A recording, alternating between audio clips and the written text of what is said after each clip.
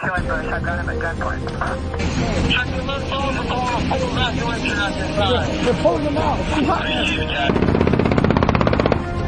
911. Advise ready for camp. Welcome to another episode of War Stories. I'm Tom. And I'm Chuck. How are you, brother? We're back at it. We're doing an email episode. We're gonna do a little bit of debrief because we won't have time to do a super deep dive, but we've got we can save a two things debrief for a debrief episode. Yeah. Mm-hmm. Yeah. But we've got some good emails. Some some we've saved for this. Sometimes we just answer your question real quick, like on email, because it's not necessarily like a topic. But I saved one that's really short that I thought people would want to just more than one person would want to know the answer to. So that one we'll get to. But everything's going good in the new year for you. Yeah, the lizard business is. Those of you who don't listen to Locker Room Check is breeding lizards. Breed lizards. So, but specifically geckos, right? Yeah, crested geckos. So, doing that. And strangely enough, you're the second person I know who does that. So, I like weird, creepy, crawly things, and I like lizards and plug yourself because oh god, slab-sided gecko. It's slab-sided gecko on Instagram. It's strictly business. It's strictly animals. It's strictly just geckos. There is no politics or anything like that. So if you're looking for something to follow that stays out of any type of limelight or stays real low profile and just is strictly good feeling, good vibes, good thoughts of animals, little that's lizards. Where you should go. Yeah, and then you can also get a companion. Maybe a service lizard gecko. Sure. Yeah. So maybe I'll start selling those. Do you have the ones that can smell when your diabetes medication when you take it? Oh yeah. So I have a bunch of those, and then I've also been hand training narcotics detection geckos for police departments. Yeah, and overdoses. Right. So if you do drugs and you get one of these geckos and you're wearing it and you overdose, it'll crawl inside of your mouth and shit, waking you up. Yeah, the ones that can administer Narcan or extra. Yeah, it's the poop is the Narcan. Right. There's special properties I breed into. Special properties, yes. Chuck has developed a Narcan shitting gecko. So I feed Narcan to the roaches that I breed, and then the roaches it builds up in their system. Sure. Right. So it's just a hybridized Narcan gecko now. It's funny. We went through Narcan training recently because I didn't carry Narcan when I was on the street. Did they issue you guys? Yeah, they had issued it.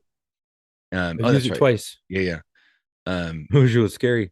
I saw it administered, but at that point it was like you had to have call the paramedics out, and they would stick a injection in their neck, and I watched a guy come back from death. But had to go to Narcan training. Apparently, you can just give Narcan to somebody willy-nilly. It will not hurt them. So if you think that somebody is experiencing an opioid overdose and you're not sure, and you're like, oh my God, what do I do? I'm not sure if I should do this. And you have Narcan, just go ahead and administer it. It's not going to hurt them. It's not going to do anything. It's like giving aspirin. And you can get it at pharmacies now. Yeah, you can get it over the counter. Naloxone.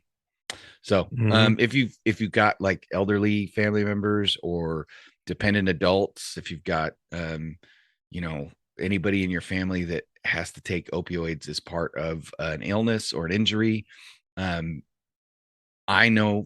personally know a police officer who accidentally overdosed on prescription medication that he was taking for an on-duty injury, and he died. So I have one the same. Yeah. Friend of mine. Yeah. And it can happen to it. Not all overdose deaths are recreational drug users. That being said, I'd say this, man.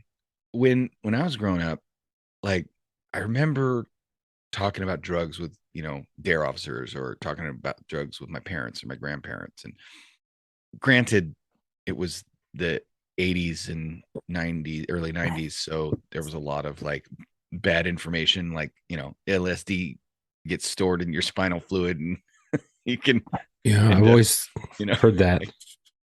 But one of the things that they always said was that you got to watch out for drugs you buy on the street. One of the most dangerous things about street drugs is you never know what's being put in them. You never know what you're getting. You buy crystal meth, could have all kinds of shit in it. I remember hearing about tweakers that were making crystal meth out of cough syrup because the cough syrup had the pseudoephedrine in it. So they were at least it clears up your sniffles. Yeah. So they were using the pseudoephedrine out of the cough syrup, but they weren't extracting the pseudoephedrine. They were just pouring the cough syrup in as the ingredient. Well, cough syrup has more than pseudoephedrine in it, or at the time, when it had pseudoephedrine, it also had dextromethorphan and acetaminophen and all these other. You have no fucking idea what's going to happen to those chemicals when you put them through the meth cooking process, because you're not a chemist, you idiot. You're a tweaker. And so then you get this crystallized substance at the end, and you're like, yeah, this is crystal meth. No, motherfucker, it is some unknown shit that may have crystal meth in it. It's crystallized Drano. Yeah. I've seen people stop breathing off of those over the counter meds with dextromorphin in it. And and it slows down your breathing if you take too much, and when you overdose on it, and it slows down your breathing, and it'll actually you'll stop breathing and it kills you. Yep. So when you're taking that, nasty. Yeah. Put that into some crystal meth. Drink that. Mm-hmm. You go up, you come down, you die. Just crash. Yeah. Going up and coming down is called crashing. The dextromethorphan, they called it Roboing, Robitussin. You chug Robitussin and you get high as F, because the shit's like hallucinogenic at large quantities. It is. Yeah. And they took that out of that. And so there was no more tussin, and there was no more robo-tussin or doing the robo, whatever the fuck they were calling it, like tussin. Roboing. Tussin, roboing, whatever. In our era, it was roboing. Your era, it was probably tussin. It was weird. And they took it out. Well, no, they took it out of it, and you couldn't buy it. So people were like, but hey, I found some pills that still have it in it. And it was called Coricidin Cough and Cold. Coricidin Cough and Cold, that's right. And CCC, it was the high blood pressure one, the little red pills for high blood pressure. C. Yep. And they called them triple C's or crazy eights, because you only had to take a tray, which was 8, and you tripped balls for the first time. And then you started taking more and more and more. I watched someone one night at a party take like 30 fucking trays. And he was like, I'm going to break the world record. And I'm like, you're a fucking idiot. Yeah. You're going to die. And we ended up doing CPR on him. So all that lived, to say. And he never went to the hospital, but he lived. But we shoved our fingers in his throat and he puked. And I didn't do any of it. I watched because I was like, y'all are dumb. But so when I say I was just there watching. I believe you could still get stuff with DXM, as they call it, dextromethorphan, in it. I'm not going to say where or what. You guys can do your own research. It's actually a really good cough suppressant, but at the point at which you have stuff like Mucinex, the Sudafed, I know this is like, it's cold and flu season. I just got some Coricidin medicine. Oh, did you? I did, and it worked okay. Because I was like, I remember this one kid. He was like, he tried it in high school, and he was like, actually, if you actually use it for what it's worth, it's very good, and it's probably the best thing out there. And I have high blood pressure, so I was like, all right, I'm gonna get the high blood pressure meds, or the high blood pressure one version. And I was like, cool. So I tried it, and it worked all right. And it didn't increase my blood pressure, but I was taking that with blood pressure medication. Fucked me up. Yeah, I'll bet. I don't know why. Blood pressure medication, with alcohol. Really, yeah. Well, there we go. Thin your blood out. Yeah. So I'll say this though: the Sudafed that still has the good shit in it, that's the only one to buy. Everything else is crap. The pseudoephedrine still really works. You just gotta, all the Smurf and tweakers killed it for the rest of us. Well, let's get to some of our emails, and then we'll chat about a couple of stories that are in the news, or one of them we posted on Instagram. One of them we haven't posted about because it's everybody else has posted about it. We don't need the weird thing is that there's been things like that have happened on my agency that, oh my god, it's so like everybody's making a big deal about it, like, holy shit, this happened. And I'm like, it's not news. What? It's fucking Thursday. Like, That shit happens all the time. I've seen it happen. I've seen I've seen love people get triangles fired happen all for the it. I've time. seen, oh my God. Anyway, we'll get to it. I've seen it at all my right. station. Oh God. Okay, so funny. this is the easy one. This actually is kind of a locker room question, but I figured I'd answer it here since we're doing emails. Fred emailed and says, "Been looking at you guys' locker room episodes, and I like the song at the end. I was wondering what it's called and who the artist is." So the artist is called So Abused, and the song is actually called So Abused. And the song is one of the ones we have rights to because I played guitar on it and produced it back in the late 90s. So before I was a cop, I'm still a musician, but I was trying to be a professional musician, and I was in a band. And one of the songs we recorded was that one. And the new intro song to the locker room is also from a different band that I recorded and produced with. So I've told other people that have asked this, if you want a copy of it, email me and I'll see if I can send you a copy of it. Cause I do not think that there are copies that still exist like on iTunes or anything like that. We had CDs that we handed out at gigs, that was how old we are. Well, if it was prior to the iTunes era or like the new era of streaming, it's never going to be up there. Yeah, well, somebody would have to I would have to upload it, and right, I'm not but gonna. So a fan wouldn't be Napster, able to do that. Napster was still a thing when we were playing out. So LimeWire. Yeah. Okay, Chuck, you have one, I think. Yeah. So this comes from William. He goes, I want to join the military. I've been thinking about the Navy because my great grandpa was in the Navy in World War II, but I really want to be in the action. So I was thinking Army. I just don't want to get stuck on a boat doing paperwork or like being a mechanic. I don't want to join the military and just do a regular job. So I was just wondering what you guys would recommend. First of all, let me just debunk something for you real quick. Mm-hmm. You could still go to the Army and have a regular fucking job. It's all about how you work that shit when you're going through the recruiter, and not getting screwed and not allowing yourself to get screwed, because they will throw a bunch of stuff at you, confuse the fuck out of you, and put you in whatever they need numbers on. If you know somebody in the Army, take them with you. Yeah. Well, and just because you're like, oh, I'm going to join the Army, I'm going to be in the thick of it. No, that's not necessarily the case. We have to be in an active war for you to actually go and do something. Right. It's probably going to be mostly stateside training, and you're going to do a lot of stuff. I was in the Marine Corps, so I'm always going to push the Marine Corps. I think the Marine Corps is the best. You have the chance to go on boat on Muse, and you won't be doing a regular job, and you'll be going to port to port to port, especially in times of peacetime, which technically we are in. Unless you want to go to Ukraine and sit there, or in Poland or whatever. But that's still even like you might not be able to even do that in the Army. And you could go to the Army, and if you really want to see the shit, like you could go and join, 11 Bravos, which are the infantry and stuff like that, and go, airborne and shit like that. But you can also do it in the Marine Corps. Okay, you can go and you can join infantry in the Marine Corps and do a lot of cool shit. But you also have the ability to go on ship and do Muse and do stuff like that, and you do a bunch of cool training at a bunch of different spots.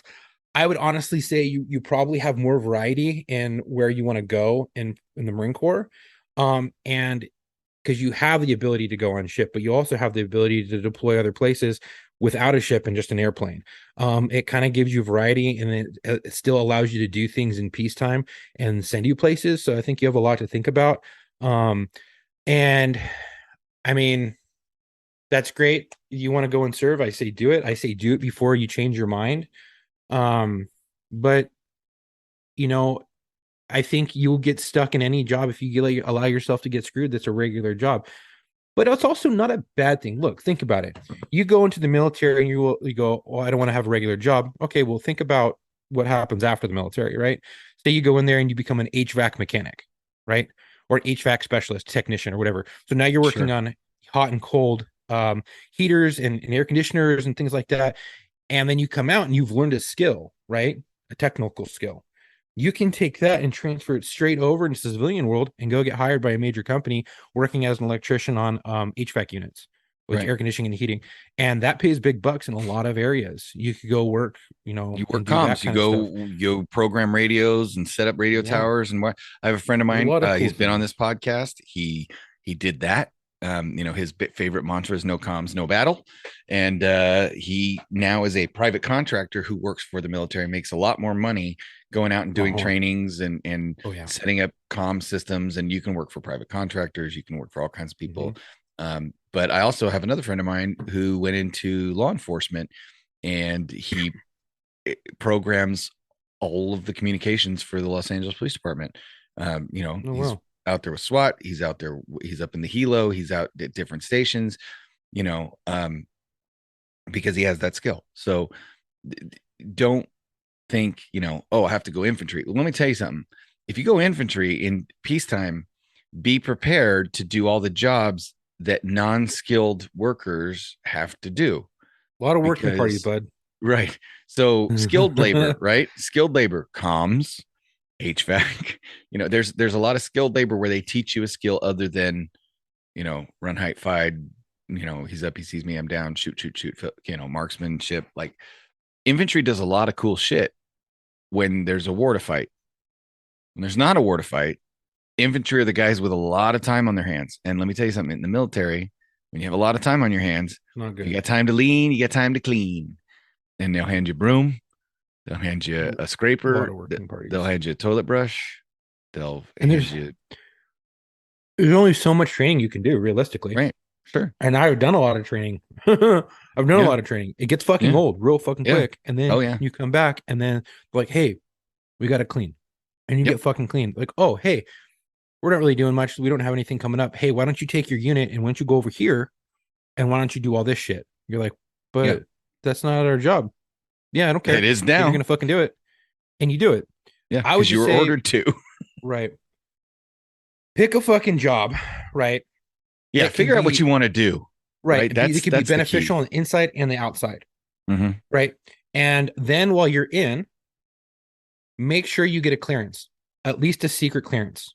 You probably won't get top secret unless you're working like special forces or as a comm dude, and you're working with cryptology and things like that. You might get a top secret clearance, but try to find a job where you can get a clearance in, because that will be more beneficial on the outside than probably anything else, because then that allows you to go and work on government installations and be contracted out to go work at these major aerospace companies, government contracting companies. And aerospace, you make a lot of fucking money, and they're hiring vets on the way out. So you got to think about 2 steps or 10 steps ahead of you. What's going to benefit me when I get out? These are all the things I wish I would have been told prior. And I probably was dumb, hard-headed kid, right? So don't let that be you. Do things that will benefit you when you get out.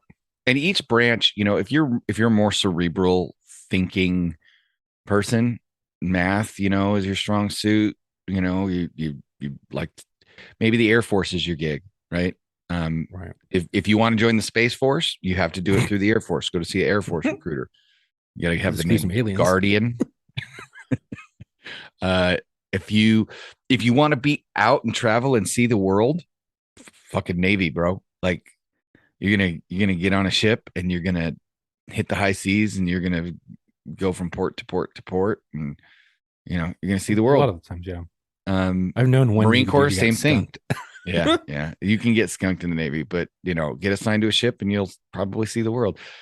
Coast Guard, you ain't seeing shit. But you'll stay close to home. You can get stationed in Seattle, and those dudes have a lot of cool fucking jobs. They do have a lot of cool jobs. Like, so Coast Guard, you can do drug interdiction. Yes. In the United States. Yep. And you are basically doing deployments stateside, because you're actually doing a fucking federal job. You're doing an actual federal, like, law enforcement officer's job. So you go out and patrol these waterways, and you're looking to interdict people on dinghies and things like that, submarines.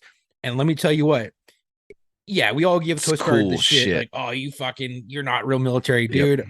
I wish I went, because we're fucking jealous, because they do some cool shit all the time. Yeah. All the fucking everybody's seen that fucking video of the Coast Guard dude banging on the hatch and fucking attacking that little mini sub. This is dope. But I worked next to Coast Guard in Courthouse Bay in North Carolina. So we worked next to Coast Guard and MARSOC, which is Marine Reconnaissance, and the Raiders, so Special Forces. And so those 3 people we worked with, or those 2 people we worked with, third including us, and then there's some engineers, whatever, they're just schools. But we were so jealous all the fucking time of these Coast Guard Bubba's, because they would go out and play on their dinghies, they'd play on their rib boats, they go out and have fun, come back shooting the shit with their fucking seniors and all this stuff, their senior NCOs, and everyone, because they're all doing the same job on the boat, so it's like it's a different And camaraderie. they have some of the it's best different. chopper pilots, dude. Dude, They have some of the I'm best telling chopper you. pilots. Those rescues at sea, like the Deadliest Catch and shit like that. That's Yeah. all coasties. That's all coasties. There's some They fly bad those big, motherfuckers. where the Jethawks, Jayhawks. I think they're Jayhawks. Is the big Big orange coastie ones? helicopter. The big orange ones is the Black Hawk. Their version is the Jayhawk rescue Yeah. chopper version. You know, a lot of people give Coast Guard shit, but now that Space would Force do is around, Coast Guard doesn't have to take as much shit because they're not the, you know. I'm telling you. But if you anyway, want to see some shit, Coast and you want to, and there's no like war going on, Coast Guard's probably the way to go. and good And you get all jobs, the benefits. fun. Yeah. And it's a lot of that drug interdiction stuff. You're not going to get to do. National Guard sometimes does some drug interdiction stuff because they're tasked to operate domestically here at home. And so sometimes they'll go to the border and sometimes they'll do drug Right. interdiction and stuff like that. But Coast Guard, you can get that as a job. Like your job is running these fast boats down off the coast of Florida, coming in from South America, coming in from Mexico. And you know what? It's not just drugs anymore. It's terrorism too. They're, you know, the pipeline for drugs can also be a pipeline for terror. So I think, I hope that answers your question, because that's basically, what do you want to do? Figure out what you want to do. And then pick a branch of the military based on the kind of person you are and what you're looking to do. However, as Chuck said, think forward, think beyond the 4 or 6, or hey, if you're going to make a career out of it, 20 years, you can go in at 18, retire at 38 with a pension, and go get another career and retire at 58 from that after 20 years with a second pension. And you've got VA benefits. If I could do it, yeah, exactly. And if I could do it over again, I would have went Mhm. Coast Guard to a fast boat crew. Yeah. And I'd probably still be doing that fucking job to this day, because it's That's something cool. that is so cool, so much fun. You're a federal officer, basically. You have you're basically an honorary, like you're a federal officer, like an agent, basically. Yeah. And you can place people on arrest. You could take them and then you just hand them over to the fucking feds Yeah. or the government once you're done. Like, It's one of the you go few- and you apprehend these people, put them in custody, Mhm. and that's your job. Yeah, it's one of the few times the military has a branch like Coast Guard and, like we said, National Guard, that can operate domestically. Because most times, unless You it's have to martial law. it's martial law, Yeah. the military is not allowed to operate domestically, with the exception of certain jobs. So, Right. All right, Joseph says, first off, I love listening to you guys and hearing the crazy stories life brings. Well, thank you. This podcast has encouraged me in my current career in the military and future career. I dream of pursuing law enforcement. I am 19 years old and currently in the Air Force with security forces. Well, there you go. That's a good start. And pursuing a bachelor's degree in Homeland Security, potentially going for a master's with it, and an associate in criminal justice from the Community College of the Air Force. Okay, so you're going for you have your AA. I'm assuming this means you have your AA. You're going for your bachelor's, and you're thinking about a master's. So there you go. I've dedicated my life to pursue a future in law enforcement by not drinking or smoking underage, even watching what I say on social media, and maintaining my physical fitness. All smart Damn. things. Boring, Wow. but smart. Yeah. Good. I'm not trying to have this come off highlighting my achievements or come off like a scumbag, LOL. I just want to say how much I dream of having a career in law enforcement. Since I was young, I wanted to apply for the United States Marshals. Ooh, that's an interesting one. We'll get into that. And have a backup of New York State troopers. Yet recently, I've had a change of mind and considering local or state police with a huge shift in desires. Considering for years it was U.S. Marshal Service. So he's thinking about, I guess, switching from the Marshals.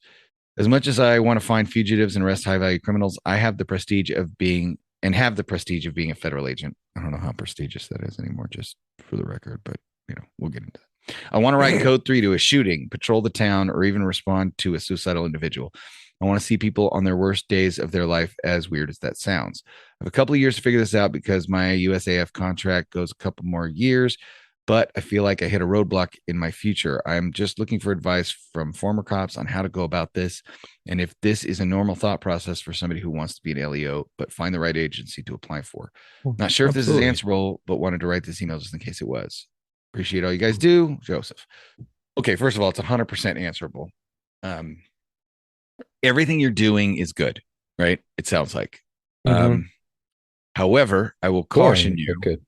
Yeah, I will caution you not to be too academic because this job happens in the real world. It happens on the street. It happens around everyday people, and it requires a degree of common sense. It also requires a degree of street smart. Yeah, just because you're good in the books doesn't mean you'll be good on Yeah. the streets. Right. Well, I mean, we all, Chuck and I both can tell you, every cop that's been on the show can tell you, we all know supervisors who have gotten master's degrees, but are terrible fucking cops. Terrible cops. They shouldn't be. They shouldn't be supervisors. Mm-hmm. They shouldn't even be on the force. They're dumb. Now, There are a handful of those guys. yeah. So let's say this: Marshal Service is fucking cool. Yes. Because Marshal Service does one of the things that, like I always said, if I could have been assigned to my dream team, narcotics was one of the most amazing things I ever worked. I loved it. That being said, we did some stuff where we assisted other teams that were manhunt teams, looking for, fugitives, looking for violent offenders. Mhm. LAPD has an entire division, at least Fugitive for the time Task Force. being. And then they, like these people, you just go out and hunt bad guys. It's cool shit. That's what I wished that I could have done before I retired. So Marshal Service has that. You can go local law enforcement and get the Code 3 experience and get the street smarts and learn the job from the street and then apply for the Marshal Service. There's no reason you can't be a street cop for a couple of years with your eyes on developing the skills and the street smarts and using those mentors on patrol and using those FTOs and using those partners that have experienced, the salty veterans who know what the fuck they're doing. Use all that stuff to give you the street education that you're not going to get in college. Probably will make you more marketable too, especially if you come in Mhm. with a degree. You have Yeah. law enforcement experience for like anywhere from 2 to 4 years, plus a bachelor's or a master's. Yeah. That's going to make you more marketable to a federal agency Yeah. for And sure. you have, I believe, for federal agencies, you have to have a 4-year degree. Well, this is what it was for the CIA. I do not know necessarily what it was. CIA. Yeah, I sat down and had lunch with somebody from the CIA during a terrorism liaison officer training that I went to because it was our department's TLO. And he was talking to me about how the CIA likes to recruit narcotics cops because narcotics cops can put together street assets, informants, they can develop networks, and they're also good at putting together criminal conspiracy groups and flow charts and hierarchical structures and figuring out who's who in the zoo. Well, figuring out those kinds of things in a narcotics investigation is literally almost a 1-to-1 transfer of skills over to terrorism because you got to develop informants. You got to learn to develop street assets. You got to learn to go undercover. You got to learn to figure out hierarchical structures. You got to, all those skills are transferable. So he told me that you have to be 35 and have a 4-year degree to under 35 or under and have a 4-year degree to apply. Right. I don't know if it's the same for the Marshal Service, but if I looked into the 35, marshals. you can become a street guy. If you're 19, your Air Force contract runs out, I'm assuming somewhere around 21, 22. When your contract runs out, you get hired. Understand this. It's going to take you a little time to get hired by a law enforcement agency. So in this climate, though, you're a little bit lucky. When I was coming on, when Chuck was coming on, it was really hard. Now everybody's hurting. So you kind of can, if you've got a good background and you've, come out of the military, you can get probably hired on in less than a year and be, in the academy in less than a year. Some agencies, it might even be 6 months, depending on how, the size of the agency, how fast they can put you through. I have seen people literally get through a background in 2 weeks if the agency wants them bad enough. I've seen people get hired before their background was even done or started. And Yeah. they said, we'll finish in the academy. If anything bad happens, we'll just boot you. Yeah. Okay. It's like, okay. So those are all good things that you can do. So just remember, you've got time.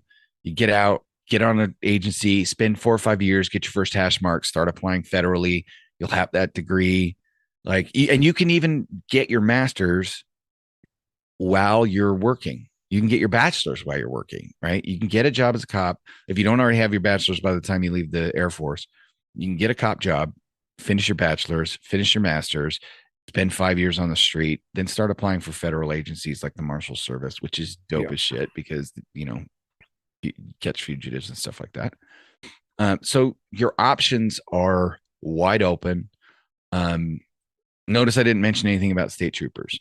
I honestly, having dealt with the California State Agency, I would never go the state route in California. But I think it's different in some different other states. in a lot of other states, right? Like in New a lot York of other State, states, they have legit state police. They do well, they're like the top dogs for top jobs, investigations. right?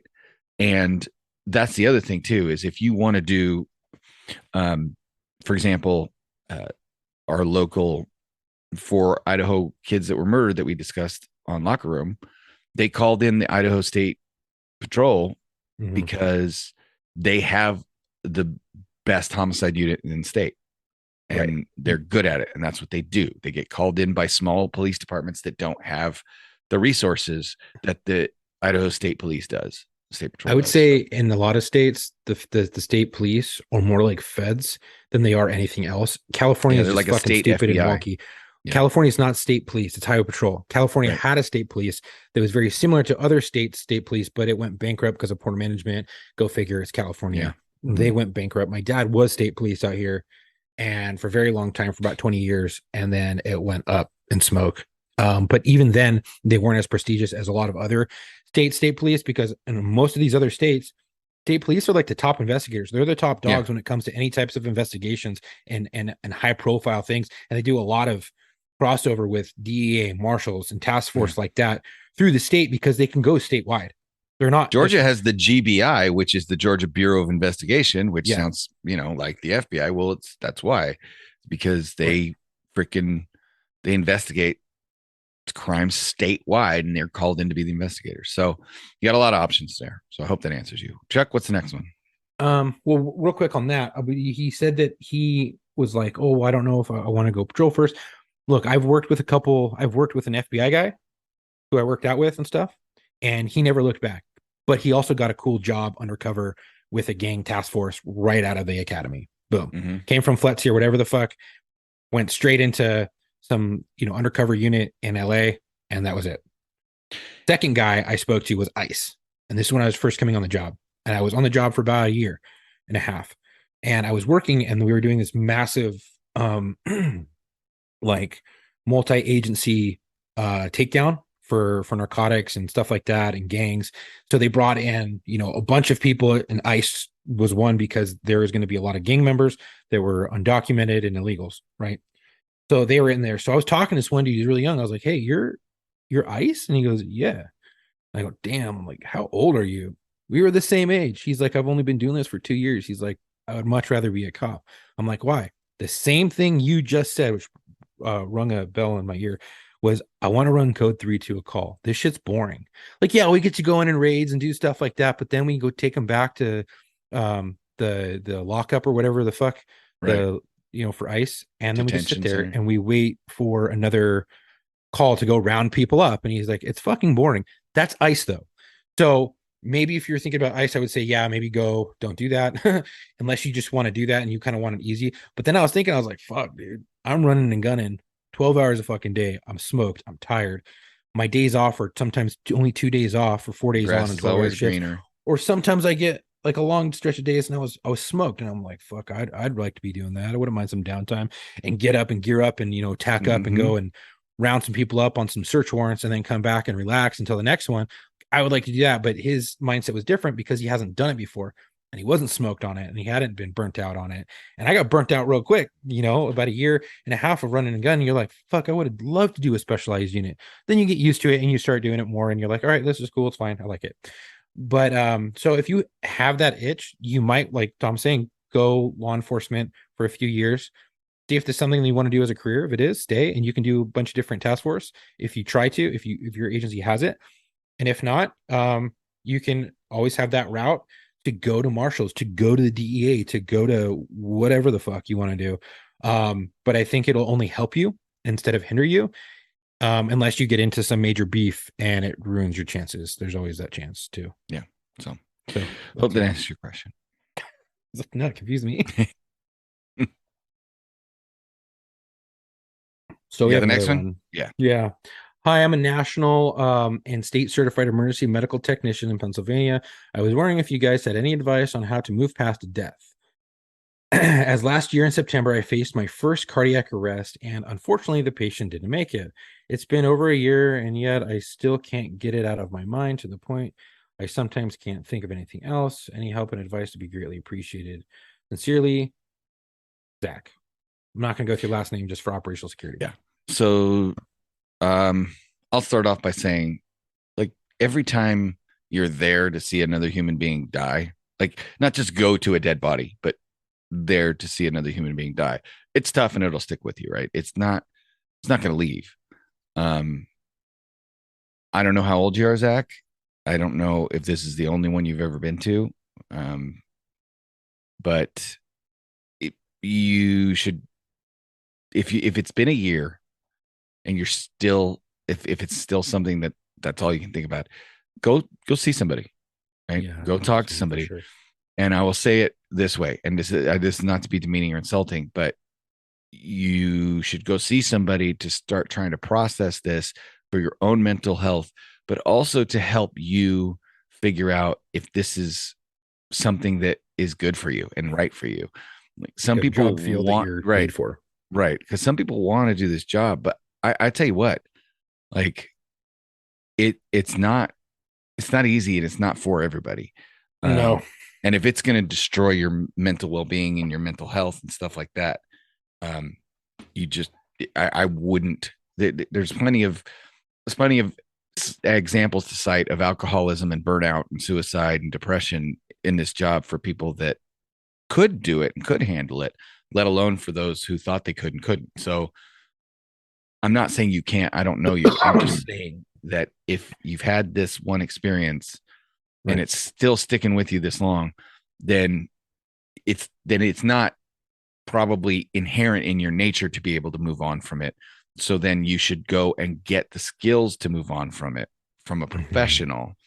And if a professional and you, when you're working through this stuff and learning those skills, if you guys make the determination that this is not, the juice ain't worth the squeeze for you, then don't be afraid to get out, man. There's no shame in saying, I love doing this, but it's not good for me mentally. That would be my advice. And even law enforcement officers or agents or whatever who've seen a lot of death, who have dealt with a lot of shit, who have done a lot of things, at some point, their glass gets full. So the whole career of a law enforcement officer or anyone in medical or anything like that who deals with death on a daily basis and a regular basis. And I say daily because if you work in a hospital, it's daily basis, like in the ER, like you're going to see people die every day. Most of the time, if you work in a heavy trauma center, there is a point where your body is done mentally. You're like, I can't fucking do it anymore. I can't mentally. I can't. And a lot of times we push past it for a very long time and it happens. And then it's knowing when you are at your limit and you've done everything possible to try to reduce that glass.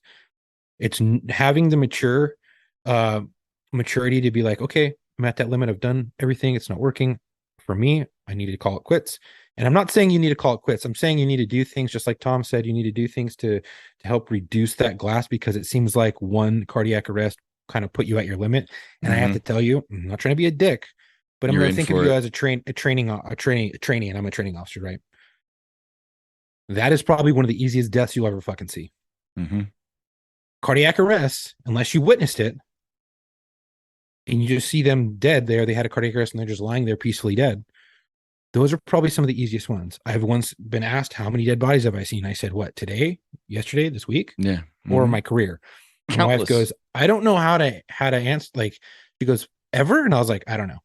Like, I can't tell you. I can tell you this week, 5. And she was like, holy fuck, you've seen 5 dead people? I was like, yeah, overdoses. One dude bit his tongue off from an overdose, smashed up his face. The other guy got people die all the time. Who the fuck do you think goes? His arm, and they were all because of their heart stopped, heart attack, whatever, because of the overdose.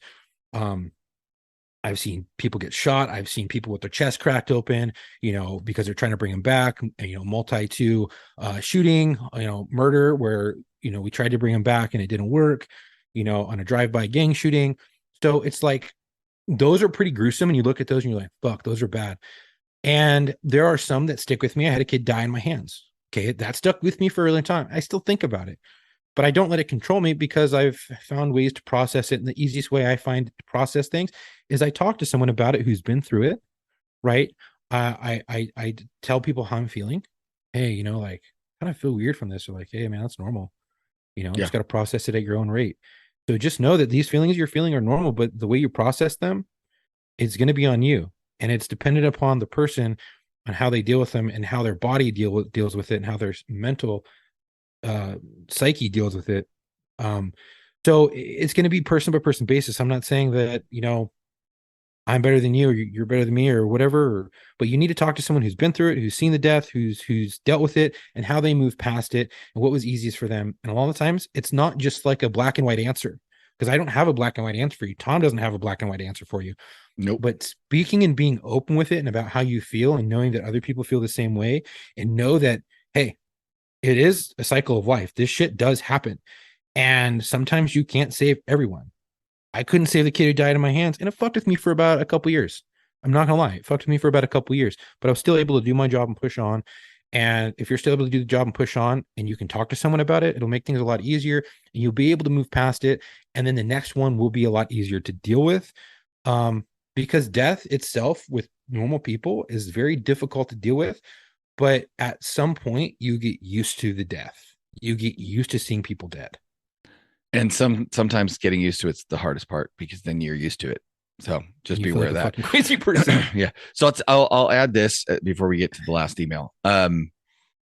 Personality and personality type are a real thing, right? We all know that, right? Type A personalities, you have different, like, it's just a fact, right? Well, in the medical profession, and kind of, this is a roundabout way to talk about how you can find a place in a profession that matches your personality.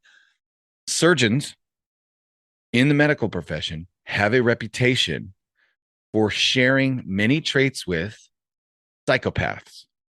And I don't mean psychopaths like people that you lock up. That you have to understand the definition in psychology of psychopathy, right? Ruthlessness, emotionless, fearless, like lack of empathy.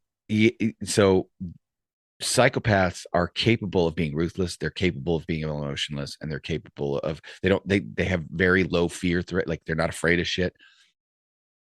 Those are traits that successful surgeons possess, right? That if you look up psychopathy and surgery, you will see many, many articles written by medical professionals talking about how psychopaths make the best surgeons, not psychotics, but psychopaths, right? So, if you don't have that personality, you might not be able to withstand the pressure of having your fucking your gloved hands in somebody's cracked open chest, holding their heart in your hand. You might freak out and be like, oh my God, I can't believe I'm doing this. You can't say that as a surgeon. You have to be like, 100% believe I'm doing this, because that's what I'm fucking trained to do. And I'm somebody's fucking heart. I'll just do your job, right? That sort of compartmentalization, that sort of emotionless, cold, like ice water in your veins level, not everybody has that. In fact, I would say more people don't have it than do. So if you're going into the profession, you got to understand, does your personality fit? And if it does, cool. Then go get the skills to help yourself get through it. I think that's probably the best way to sum it up, right? Yeah. And even guys like us, we've dealt with a lot of death. I've still talked to people about it. Yeah. When it's bothered me, I try to shove it deep down inside, but it fucking finds a way to root itself back. And there was a point where I wasn't sleeping and I was telling people about it and I was talking to them. Granted, there was a lot of other things at play, but just being able to talk to someone about it helped me night and day difference instantly. Yeah. And I was like, wow. And it was a lot easier to process and move past it. Not forget about it, but move past it. Yeah. All right. This is from a longtime listener. and those of you who don't know, it's Saint Anger. He's a friend of the show, and he was asked by a friend of his, what are you supposed to do when you get pulled over? He says, my friend wanted to make the experience as safe and chill for everyone involved. I told them when I've gotten pulled over and what I was taught to do, but I thought it might be useful to get insight on it from the police point of view. I know y'all have talked about traffic stops from the cop side, but not from a civilian side, I don't think. Here's what I told my friend. Is there anything you guys can think I should do better or that was unnecessary? It says a few months ago, we got a speeding ticket for driving 82 and a 60. I had just spent 2 hours on the interstate where the speed limit was 75, turned off onto a highway where the speed limit was 60, and it's just a straight road with divided lanes for 50 miles. I see a sheriff's vehicle with its lights behind me. So I pull over, shift into neutral with the parking brake up, get my license, registration, insurance on my lap before they walk up. I leave my glove compartment and center console open. I roll my windows down. I keep my hands on the wheel. Sheriff deputy's like, hey, why are you speeding? And I said I was trying not to, but it's a straight highway, 50 miles with the divided lane. I was just in the interstate. He's like, okay, comes back, gives me a careless driving city ordinance instead of a speeding ticket and sends me on my way. Cool. Oh, that's cool. He gave you a little break. break. Wrote you a ticket, but wrote you the ordinance ticket instead of the state ticket, which is a big deal. Big deal, because if it's 25 miles hour, 25 miles per hour over the speed limit, it's a different citation than just a straight speeding ticket. Yeah, at least in California. Yeah, in California, I'm only speaking for California, but yeah, like it's right. like reckless fucking driving. Like it's Right. not good. It's like bad. California has a special section for driving over 100. Like you catch somebody driving over 100 miles an hour, it's a special, like, oh, here is your ticket for driving over 100 miles per hour. Or hey, let me hook you up and take you. Yeah, take you for reckless, right? Anyway, Yeah. so I reading what you did. I'm going to tell you, Saint Anger, I don't think all that's necessary. It's a lot simpler than that. And this is what I wanted. Okay. So from the cop's point of view, this is what I wanted all of the people I stopped to do. Okay. Number one, put your fucking hands on the steering wheel and leave them there. Period. End of story. Right. Don't go getting your driver's license and your insurance and all that stuff ready. I don't care about waiting for you to get your driver's license, registration, and insurance out when I get up to the window. I care about seeing your hands. And if you're getting your license out, that means you're going to reach near your waistband. If you're getting your insurance and registration out, it means you're probably reaching over to your glove box. I don't want you going to either one of those places without me seeing. Right. I want to be standing right next to you where I can see your hands and I can say, okay, get your license and your registration and your insurance. Then you start to move. And I'm like, cool. But if you start to get that stuff before we meet, before we were friends, before I have gotten eyes on you and know what kind of a person you are, my assumption is that you are up to no good because waistbands and glove boxes hide guns. So first thing, put your hands on the steering wheel and just leave them there. Right. Second thing, you don't have to roll down all your windows. I don't give a shit. Right. You can leave your windows up until I get there. If you want to roll down your window before I get there, because you know I'm going to come talk to you, that's fine. Just do it slowly and don't make it look all suspicious. Like most people have power windows. Hit the button once, put your hands back on the steering wheel. Okay. And then just do exactly what we say. Be polite. If you did it and you know you did it, don't argue. You know how many people I didn't give a ticket to because they passed what? And now, okay, I was taught you got to decide whether you're going to give a ticket before you walk up to the window or not. I don't agree with that. And I didn't teach my trainees that. What I say is the law has the spirit and the letter, and some people need a warning, right? Mm-hmm. They need to be reminded of what the law is, because when you meet them, you realize this person would probably benefit from a warning and some good old-fashioned, hey, just do me a favor and slow down. Do me a favor, use your turn signal. Do me a favor, don't follow so close. Otherwise, the next time you're going to get a ticket. And they're like, absolutely, sir. It was my bad, right? Other people, they're assholes, and they're going to argue with you. And any parent will tell you, when your kid apologizes and admits what they did wrong, it's easier to realize you don't have to punish them as hard. But when they argue with you and deny it and tell you fuck off, oh, you hammer them. Yeah, absolutely hammer them. And so I've- that is how I determined whether or not I was going to write a ticket. You had to pass what we called the asshole test. I've literally looked at people and said, "Do you want a warning? You want to take his ass chewing and get a warning, or do you want to sit here and chip at me, piss Yep. me off, Mhm. and know that you did something wrong, but you're just going to fight me on it anyways, and then I'm just going to write you a ticket? So which one do Yep. you want to go?" A lot of times, like 9 times out of 10, they change their tune, but sometimes they're like, "Well, fuck you," and I'm like, "All right, well." License Cool. registration, and then I start looking for more things. I'm like, all right, well, I'm going to check your tires. I'm going to check this. I'm going to check that. I'm going to check this. Next thing you know, I come back with 4 fucking violations. And I'm like, there you go. Yep. So, and they try to Sometimes teach it's you a lot. speeding ticket, but hey, you weren't wearing your seatbelt and this and that and the other thing. I didn't write you for anything except your seatbelt. I've seen a lot of the hug a thug, like non-biased policing bullshit, and they're like, well, you should decide to write a ticket prior to coming up to the window before you can even tell race. I'm like, but race never plays a part in it. Like for me, like I Yeah. don't like, why would I want? Well, no, because what if it's someone that could benefit from, like you said, from a spirit of the law instead of the letter? You know, there are people that benefit from spirit. You know, you tell them what Mhm. they did wrong, you're like, oh fuck, you know, like someone who just got their license, they don't want to get pulled over, they fucked up, they know they fucked up. Well, they would benefit more from spirit. If it's someone that you keep pulling over, letter of the law, because then you learn a lesson. But let me tell you something about how I would pull people over and write tickets. If it's during the daytime, you don't need to roll your windows down if I can see through them. If you have blacked out limo tent, it might be a good idea to roll the back windows down, because I'm going to hit your back door and I'm going to tap on your glass. I'm going to sit behind the, you know, the C pillar or the D pillar, A, B, C, or D, whatever, the C pillar, and I'm gonna tap on your window, and I'm gonna tell you, roll your windows down, because if I can't visually clear the inside of your car, I'm gonna wait till I can visually clear it, and I'm gonna have you roll your windows down, and then I'm gonna visually clear it, and I'm gonna walk up and talk to you, because Yeah, I don't that's want to true. walk past something that I haven't cleared. If I can clearly see in through your vehicle, and you know I can clearly, you don't really have to worry about bringing all the windows down. Yeah, But if you tint have makes a people back difference. there, if you have people back there and it's blacked out tint, you might want to roll them down. Definitely roll down your window, or the passenger window, because you never know which side we're going to approach on. And if we're partners, or if I'm working a partner car, we're going to approach from both sides. So it's a good thing to have both of the front windows down. But yeah, don't start reaching for shit prior. If you have your wallet already up on your lap because it's just in your center console, that's fine.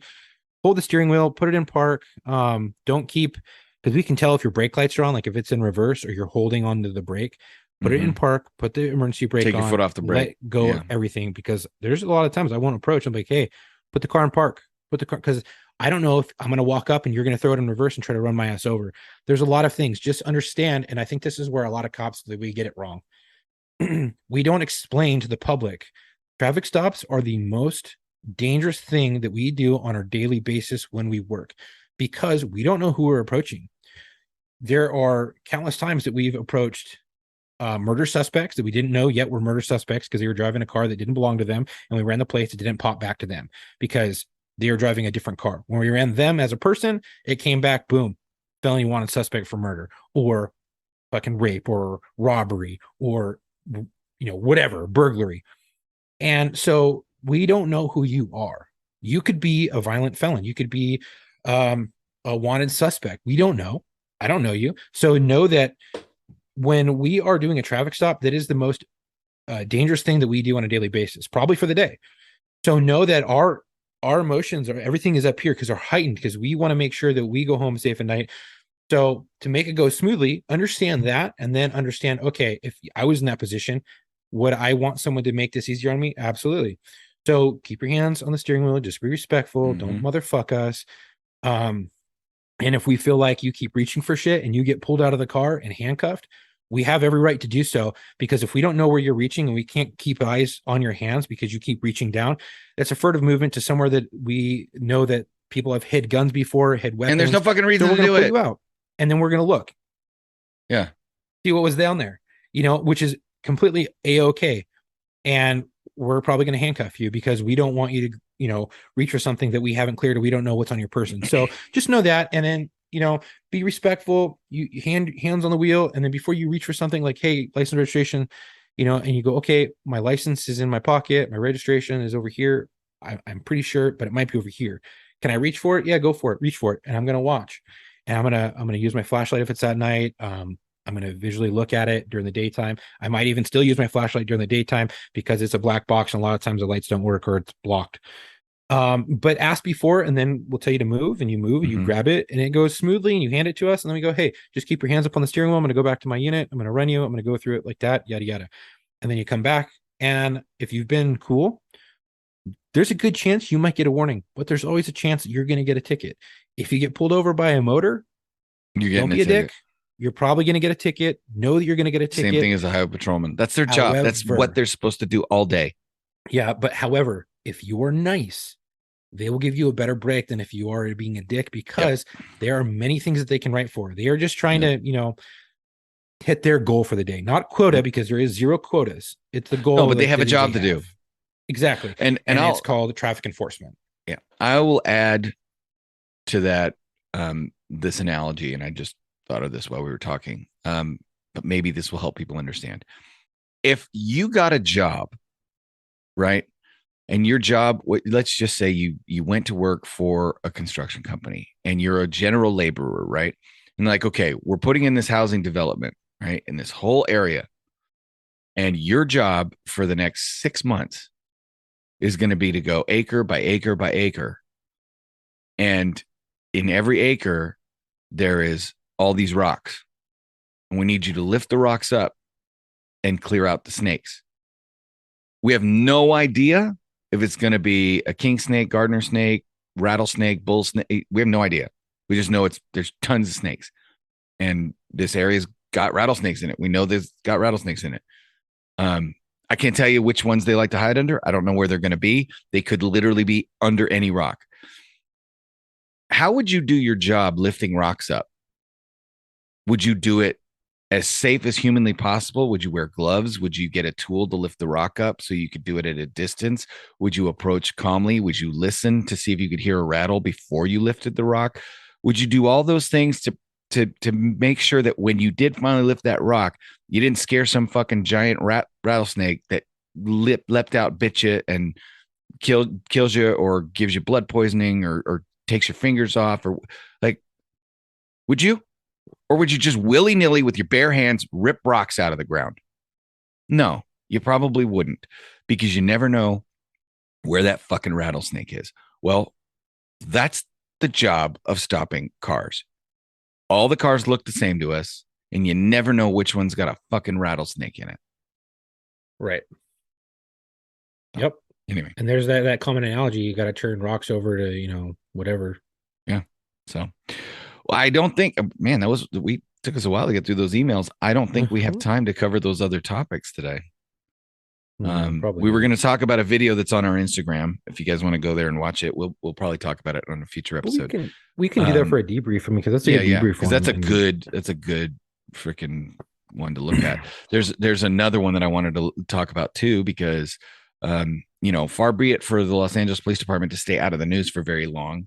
There's a video circling around the media right now of the what is it of? Cousin of the founder of Black Lives Matter. I think it is the founder of Black Lives Matter's cousin getting pulled over by a LAPD motor, and then subsequently resisting, getting tased, and dying. Oh, fuck. Yeah. So that just came out in the news. I watched the video. We'll talk about, I think the video we have on Instagram of the officer involved shooting with the suspect is a good way to then lead us into the discussion on this motor officer stop and this Black Lives. Because when you watch both videos, you see some very, very strong parallels at the beginning. Let's post that video. Yeah, with non-compliance and stuff like that. We'll find it, and we'll post that as well. But that's one of the things we want to talk about. And then the other thing we're going to talk about, and I think we could probably spend like 2 minutes here as we're closing out, because we don't have a guest, we don't have a dedication. Do I have a dedication? I don't think we have a dedication, because we're just doing emails this week. So since we're just doing emails, we weren't doing a dedication. So we'll use our dedication time to talk about this news story about Laverne PD, I think it is. Female cop and 3 or 4 other male cops are all fired at the same time for boinking each other. Yeah. So right? Everybody's like, "Oh my god, I the think hell?" I think where they got into the firing was because they were doing it on company time. And well, LA County Sheriff just had 2 people accidentally key the mic doing the hippity dippity inside a police car. I've seen it to where 2 coppers kind of cheating on their significant others, their boyfriend, girlfriends, whatever, and they got down into a car, and only one of them got fired. The other one got put into a unit, and then subsequently promoted. I'm gonna make a gender guess on that one, but I don't want to be unpopular.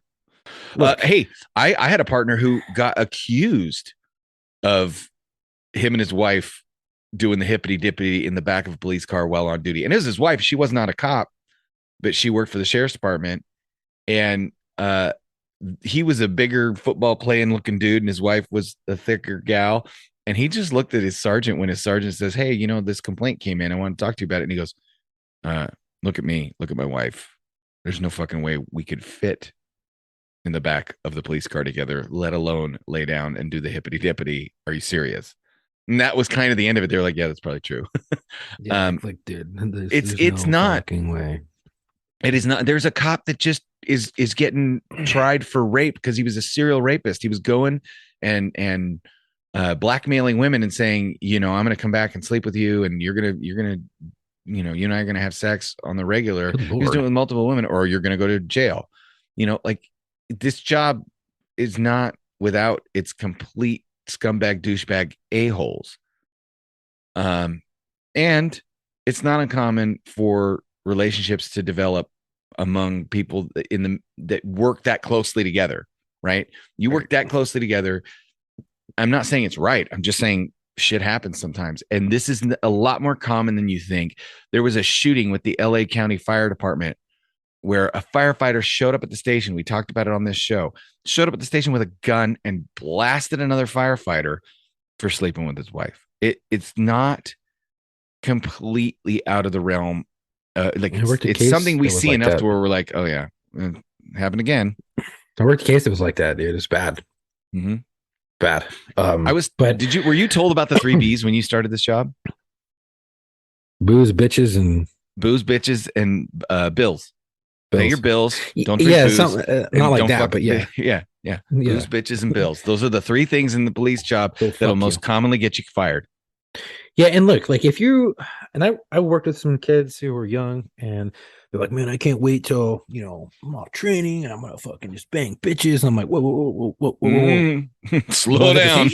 Yeah. One's at the station? And he goes, yeah. I'm like, don't. No. Fucking don't. That's a good way to get a beef, good way to get fired. Yep. I was like, you don't want to shit where you eat, dude. Don't bang the dispatchers. Yeah, there might be some hot cops. You might find that one, and you might marry that one. That happens. Coppers marrying coppers happen.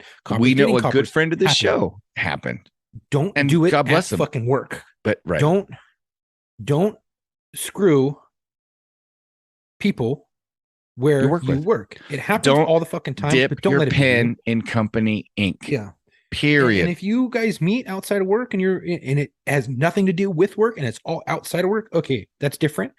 Don't let it bleed into work. Whatever you do, remain professional at work, because that will protect you if something comes down the pipe, down the road, and that person tries to accuse you because you guys break up, they're not ready to break up, and you get a beef. You're like, whoa, yeah, we did it, but everything was, there was nothing that ever happened at work. Everything was professional. I made sure we made that. I wrote it down. I have transcript of it through text that I saved.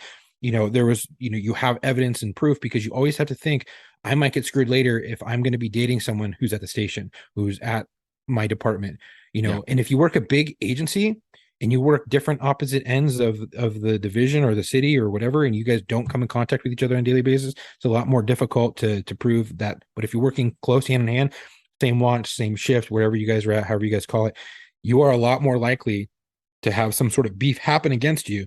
So just know, and if you are in a love triangle with 4 fucking dudes, and you're all like, that's the love square. This is ridiculous. Pentagon. Guys. Stop it. Yeah. And I've seen coppers fight over female officers. Like, I want to work with her. I'm like, you guys are fucking gross. No. Stop it. And stop. And like, ladies, knock it off. The same.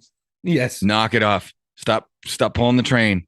You're not doing yourself any favors. Because women are just as complicit as the men. Yep. I've seen dirty talk from fucking females, and you're like, whoa. And let me tell you, like, I'm not saying it's their fault. It's not.